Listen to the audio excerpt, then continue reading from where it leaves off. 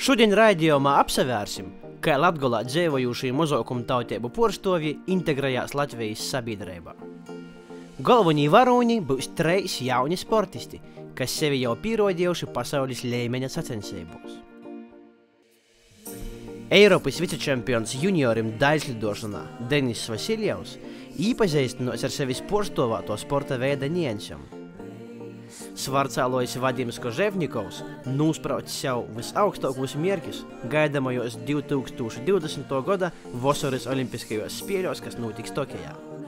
Bet ceikstūnis Anastasijas Grigorjevas spēku uz savas sodas izbaudās arī raidījuma vadītājs. Laužu savu jaunu vīnu, kaizaļu rūtēm.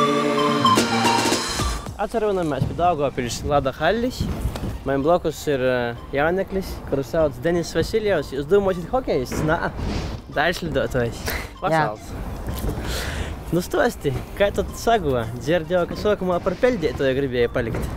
Jā, es gribēju, mans tētis pirmkārt gribēja, lai es būtu peldētājs, tomēr es biju pārāk mazs, un tāpēc mani vecāki nolēma, ka es būšu daļslidotājs, un es sāku, un man sāka iznākt.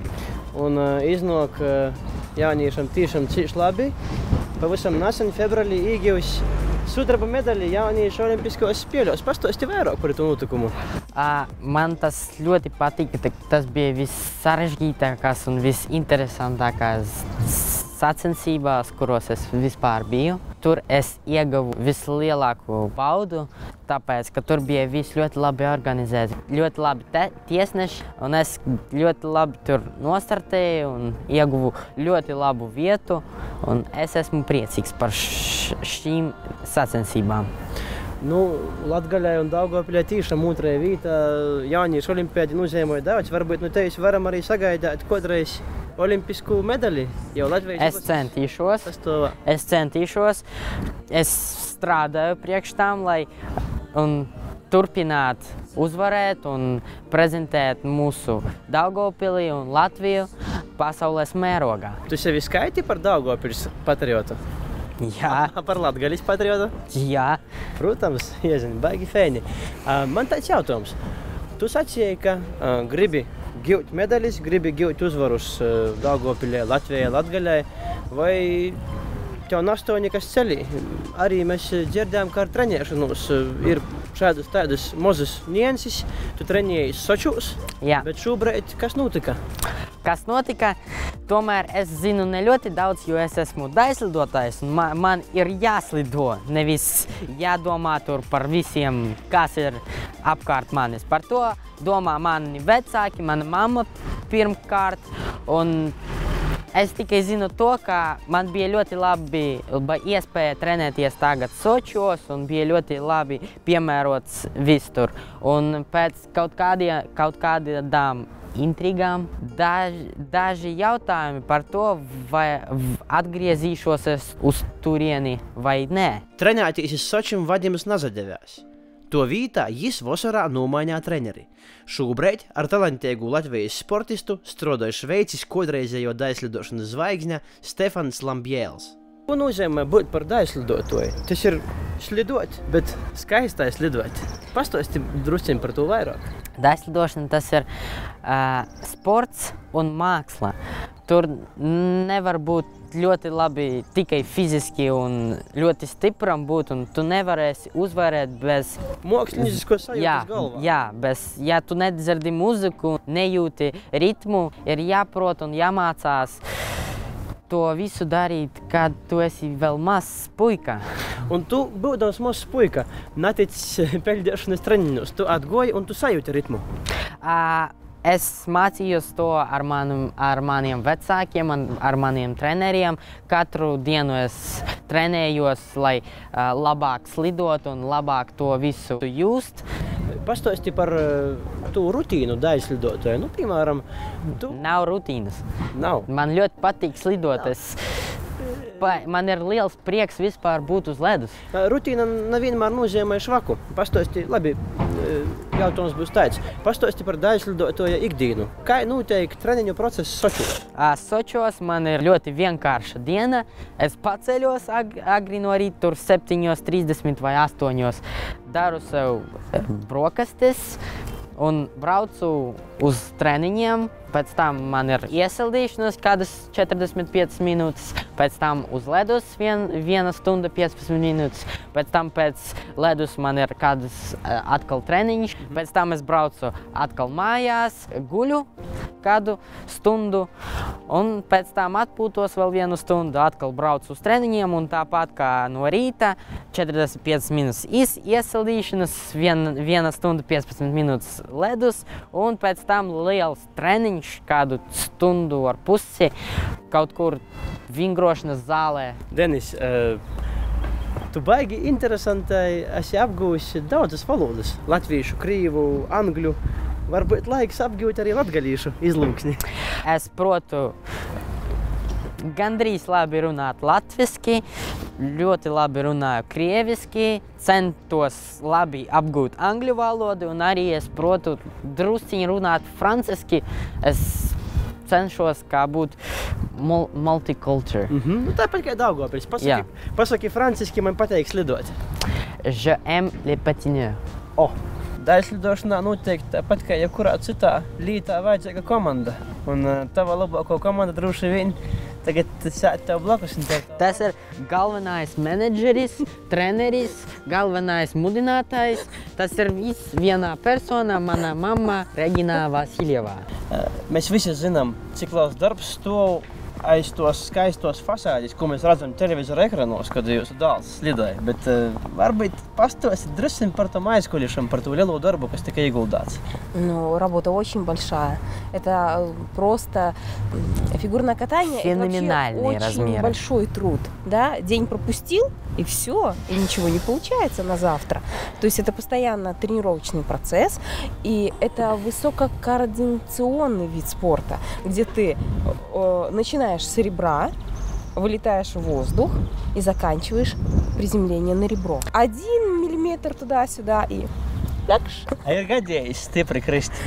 Jā, jūs zināt, pirmo, ko māca daļslidotājus, kā pareizi ir jānokrīt. Kad tu krīti, tev ir pirmkārt ir jātik pie ledus ar rokām un pēc tam grupirēties. Un katru reizi, kad tu krīti no kāda 4 apgrieziena leciena, kurus es mācu, un tur, ja tu nokritīsi, tas ļoti sāpēs pēc tam kaut kas. Un nav nevienas dienas, kad kaut kas nesāp. Varbūt arī muskuļi, varbūt kaut kas tur cits, un katru reizi tas ir. Un es jau dzīvoju ar to jau nevienu gadu, un tāpēc man tas jau nav liela problēma to visu pārciest. Tomēr, kad tas sāp stiprāk, tu akcentē uz to savu uzmanību, un pēc tam tu baidies slēgt. Tomēr tagad es esmu jau ne tik baidīgs, kamēr es biju maziņš, un tagad es eju uz lecienus, es zinu, kā viņus slēgt, un man ir vieglāk. Kādam rakstura īpašībam vajag būt, lai sasniegtu cik augstus rezultātus kā daļslidotājs? Целеустремленным, очень упористым и до такой степени сильным, чтобы добиться сильным в каком плане? Сильным духом, чтобы добиться своего. Перешагнуть и все равно добиться. Большое спасибо, мам. Мне так лестно это слышать.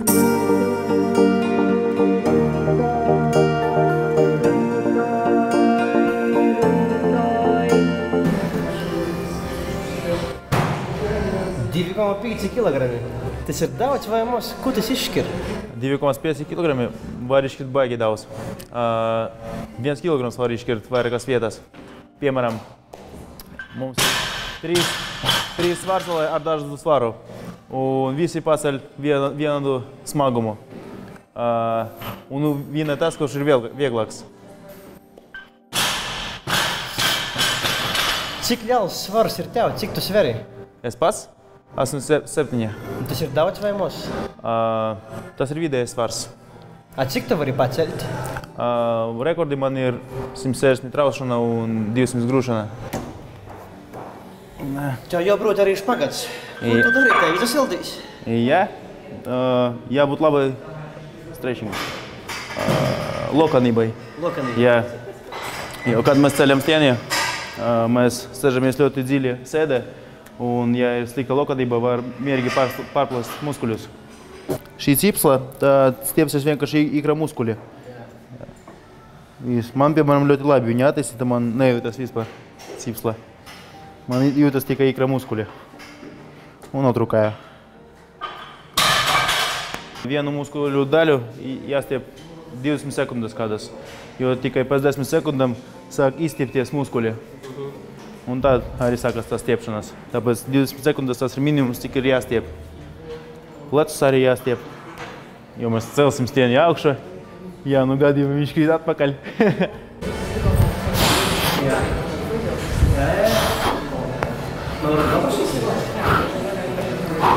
Tenisistam ir sava raketa, hokejistam savas slidis, tev ir savs stīns. Nu, it kā jā. Šeit vispār nav tā, kā mans tienis, citas tienis. Šeit visi stieni ir kopēji, bet vienkārši man ir tās tienis, kurš ir sacensības. Un bija pasūtījis, lai es varu mierīgi gatavoties Eiropas čempionātiem un pasaules čempionātiem.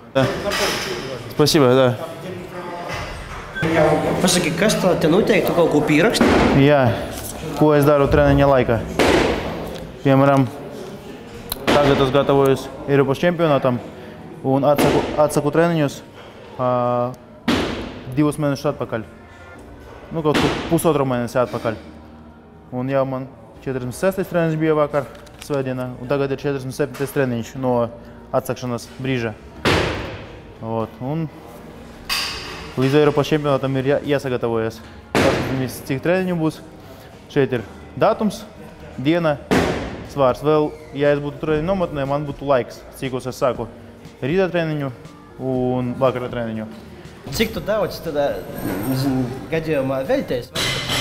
Cik tu trenēji stundas nedēļā? Stundas? Viens treniņš man ilgst 2,5–3 stundas. Un tad man ir 7 nedēļa, kad es esmu mājās. Treniņu nometnē man tādi ir 13 nedēļa. Nedaudz pastāsti par to, kā tu īsoki trenētīs. Kas tevi atveda uz pirmo treniņu? Uz pirmo treniņu mani atveda mans sporta skolotājs Valērijas Kņaževs, kurš pārsniedza mums sportu pagasta skolā, Skurlienas pamatskola.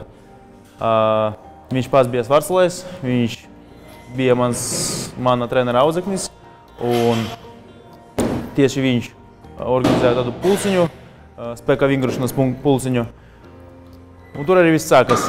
Sākumā mēs trenējamies skolā, pēc tam, sākoties nākamajam semestrim, kad es aizgāju uz 9. klasi, viņš mani aizveda uz pilsētu treneris pie Igora Škurova.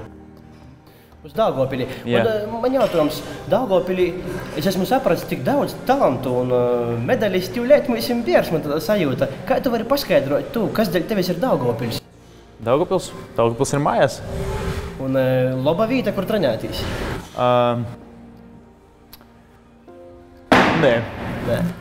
Ja salīdzināt treniņu nometnes, protams, šeit ir daudz sliktākie apstākļi, lai trenētos, bet galvenais, ka man ir treneris, spēlēšanas tienis, diski. Un pats galvenais cilvēki. Jā. Tik daudz talantīgu cilvēku, varbūt ko vajadzētu uzlabot, lai tī cilvēki varētu pilnvērtīgi trenēties Daugavpilī? Lai cilvēki varētu pilnvērtīgi trenēties, vispirms mums ir jābūt vairākām spēlēšanas zālēm, jo mums ir tikai viena spēlēšanas zāle uz 50 svarcelējiem. Tas ir ļoti maz. Mums tikai 5 spēlēšanas grīdas. Vajag vismaz 15, lai būtu kaut kāds augums tieši skaita ziņā. Lai mēs varētu, piemēram, taisīt treniņu nometnes, mums vajadzīga jauna bāze. liela bāze, lai mēs varētu aicināt citas pilsētas, lai būtu vieta.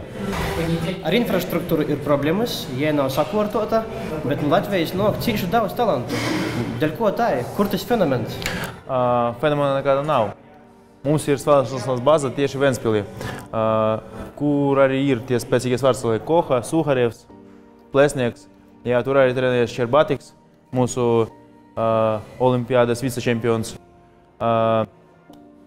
Tur ir diezgan laba trenažieru zāle, tur diezgan labi attīstīta svārcelšana. Daugavpilī ir pavisam švaiki ar zālēm. Piemēram, agrāk bija 2 zāles, viena no kurām aizvara ciet. Tagad, protams, ir pagrūti. Tieši tāpēc arī it kā mums ir talanti, bet lielas pilsētas vajag atcīt, ja mēs gribam, lai mums būtu vēl vairāk talantu. Tāpēc fenomena nekāda nav, vienkārši ir bāze, kur visi trenējas. Tev ir diezgan daudz sasniegumu gan Latvijas līmenī, gan arī Eiropas, gan arī būs drīz arī pasaules līmeņa sasniegumi. Kas ir tos mērķis? Protams, galvenais mērķis ir kļūt par pirmo gan pasaulē, gan Eiropā, gan jebkuras citas sacensības. Latvija kā tāda nav augsts svārcelšanas līmenis kopumā, bet ja mēs brauksim uz Poliju, to pašu Lietuvu, tur jau augstāks līmenis, un ja mēs tur sākam vinēt un rādīt labu rezultātu, tad jau var arī domāt par pasauli, Eiropu.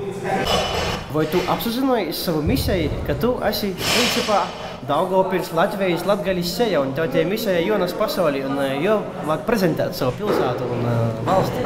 Protams, kā apzinos. Tāpēc arī jau vēlos kļūt par pirmo, lai ne tikai tur Krievijas pārstāvji, tur vācieši vai kādi citi būtu augstas vietas. Arī pašam gribas, lai Latvijas karogs tur mirzētu. Tāpēc, protams, apzinos. Un kāds ir tas lielākais pasaukums, te vieta, kur tam karogam mirdzēt? Kāds ir tas čempionāts? Olimpiskās spēles, protams. Olimpiskās Jā. spēles. Un tas nākamais ciklis, kas tagad ir socijas, kā tu verīsi? Optimistiski uz saviem izpējiem? Jā. Jo pirms traumas gušanas bija diezgan liels potenciāls un bija saprotams, ka mēs neesam sasnieguši to maksimumu, vēl varēja dabūt vairāk. Nesnasa. Kas ar to traumu? Kas notika? Vienkārši es celu un saplicu kāju un viss. Kā vispār ar traumām? Es varcēšanu veroties televizori līgās baigi traumatiski. Kā tad ir? Nē, nav traumatiski, es domāju tā. Ja esi uzmanīgs, tad traumu neiegūsi nekad. Mēs ļoti bieži dzirdam, ka vienam sāp mugura pasala kaut ko, citam sāp mugura pasala kaut ko. Tas viss ir tikai stereotipi. Viņš aizgāja uz kaut kādu, piemēram, celtniecību un pasala kaut kādu blugi un saplisa savu muguru. Un viss, svārcelšana visiem nav derīga. Kāda svārcelšana? Bet treneris, viņš palīdz iemācīt pareizi celt svarus. Un tur ir tā atslēdziņa. Ja vai mēs vienkārši paceļam, vai mēs ceļam pareizi. Un līdz pašam čempiona titulam treneris visu laiku redz no malas, kā tu ceļ. Un viņš visu laiku korektē. Kādus leņķus tu turi, kā tu uzmet augšā stieni, viņš visu laiku to saka. No pašas mazas un pat jau tad, kad tu esi čempions, viņš vienalga to saka, jo viņš redz kādas kļūdas. Pats cilvēks, ja viņš, piemēram, visu laiku trenēs ar treneri un pēc tam iedomājies viens trenēties, viņam jau tehnika vienalga kļūst sliklākai. Jo neviens neredz viņa tehniku. Pats it kā nejūti, ja spēks ir, bet treneris redz no malas. Un tie daži centimetri, ko nepiestrādājam, tie augšā, kad mēs ceļam, tie var būt 10-15 kg plusa vai mīnusa. Aizbraucot sacensībām, jūs esat no dažādākām valstīm, porštovat dažādākas kultūras. Un arī pati Daugavpils ir daudz nacionāla vieta. Sports vīnai? Kā ir? Ja runa tikai par Daugavpili, tad mēs visi esam vienoti. Mēs jau pirms atnākšanas sportu mēs jau esam vienoti. Bet ja runāt par starptautiskām sacensībām, jā, es varu pateikt, sports patiešām vieno. Mēs esam pretinieki tikai, kad mēs ceļam, kad mēs cīnāmies vai kaut ko, kad mēs sacīkstamies. Bet pēc sacensībām vai pirms sacensībām mēs tiešām ļoti labi sazināmies, runājam. Tāpēc, jā, sports vieno.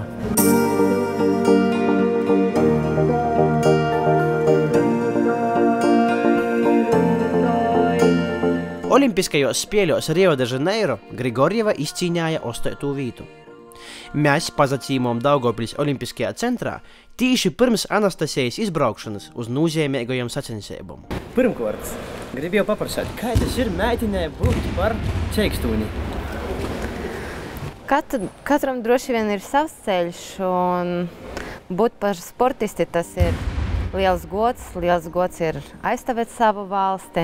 Nevarētu pateikt, ka es no bērnības biju domājusi, ka es kļūšu par cikstoni, bet es jau vairākas reizes biju teikusi, ka sports ir palīdzējis dzīvē, un pateicoties sportām un tieši brīvajai cīņai, es esmu tāds cilvēks, par kuru es gribu būt un par kuru es pat cilvēks, par kuru es pat savus sapņus nevarētu iztēlot. Es esmu ļoti pateicīga tam, ka ir šis sporta veids, ka blakus ir šie cilvēki, kuri visu laiku palīdz. Un būt par 4-kartēju Eiropas čempioni ir ļoti patikami un gribētos, lai arī tālāk rezultāti ietu tikai uz augšu.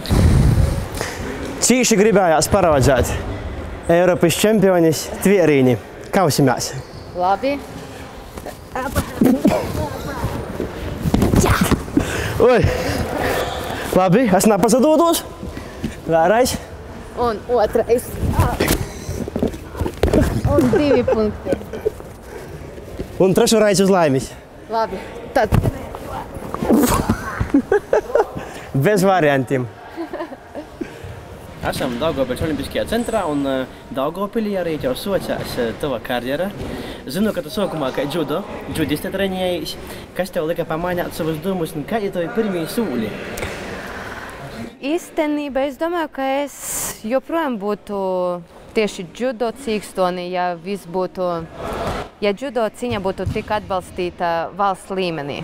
Jo, kad es atnācu uz džudo, nebija ne manai ģimenei naudiņas, lai aizvestu mani uz sacensībām, un vienīgais veids, kā aizbrauktu sacensībām, bija nopelnīt naudiņu caur tirgošanu, caur ziedu tirgošanu, ko mēs vasarā taisījām. Un, diemžēl šis naudas nepietika, lai labi sagatavotos, un pēc tam mūsu pirmā trenere un mana pašreizējā trenere, Ļubov Markovna Kopilova, viņa piedāvāja tādu variantu, kā iet uz jauno sporta veidu, to uz brīvo cīņu, kur valsts atbalsta un nav jāmaksā par sacensībām, un tad arī pārgājām. Protams, bija ļoti grūti, kad tu no kimono, kad tev ir tāds apģērbs, un pēc tam tu cīnies triko, vispār liekas, ka tu esi uz paklē kails. Man bija ļoti pagrūti, bet tāds kolektīvs bija, kā puiši visi bija ļoti draudzīgi, un tā arī sanāca, ka es paliku šajā sporta veidā, un droši vien nekad nebiju par to nožēlojusi. Kaut kā ietekmēja tas džudo periods? Džudo ļoti palīdzēja man labi nostartēt brīvajā cīņā. Es vēl joprojām izmantoju ļoti daudz paņēmienus tieši no džudo sacensībām un no džudo sporta. Tas nav brēnums par to, ka, piemēram, Sandis Ozoliņš soca kā daļslidotojs. Tā kā tie elementi noteikti paliec. Cik daudz tu pavadi Daugavpilī? Tu visu laiku braukoji apkārt dažādākos vītos. Cik sajūt?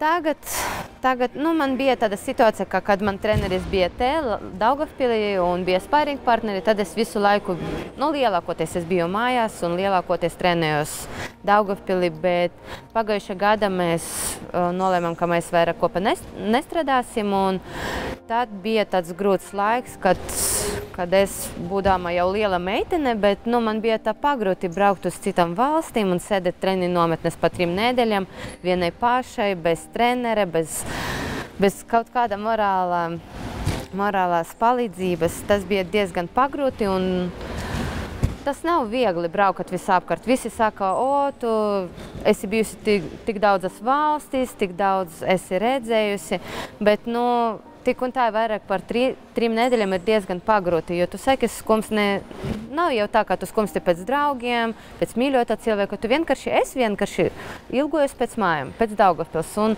piemēram, ja es atlidoju uz Rīgu uz pāriem dienām un pēc tam atkal braucu uz citu nometni, man nav tā, ka es esmu bijusi mājās. Vienīgais, kad es atbraucu Daugavpili, tad es jūtu, es esmu mājās, man tā ir neliela atpūta un tad uzreiz uz citiem treniņu nometnēm. Tad, kad tu startēji atbildīgos sacensībos, vai tu sevi jūti tikai Daugavpilī, tikai latgalīti, vai vienkārši tikai latvīti?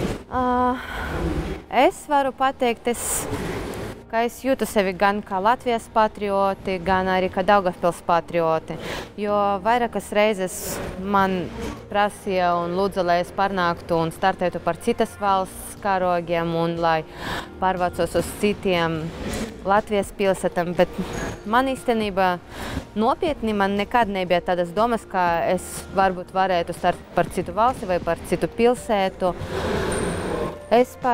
Man ļoti šis jautājums par patriotismu ir tāds ļoti svarīgs jautājums, jo es tiešām uzskatu, ka katram Latvijas iedzīvotājiem, neskatoties uz to, vai viņš ir krievs vai latvietis, viņam ir jāmīl savu valsti, ir jāmīl to vietu, kur viņš ir piedzimis un ir jācienā to vietu. Man droši vien pēdējā nometne bija tā, ka mēs bijām Kanāda un visu laiku tur, ne visu laiku, bet dažreiz bija tādi joki, ka, Latvija, kur ir Latvija? Neviens nezina, kur ir Latvija. Un es tā nepajokam dažreiz biju apvainojusies, ka, jā, mēs esam maza valsts, bet mēs esam stipra valsts un skatoties uz to atbilstību, kāda ir Latvija un cik mums ir olimpiešu un cik mums ir cilvēku, mēs esam diezgan labā līmenī. Lūk, tāpēc es uzskatu, ka es no visas sirds mīlu savu valsti un gribu aizstāvēt tieši Latvijas godu un domāju, ka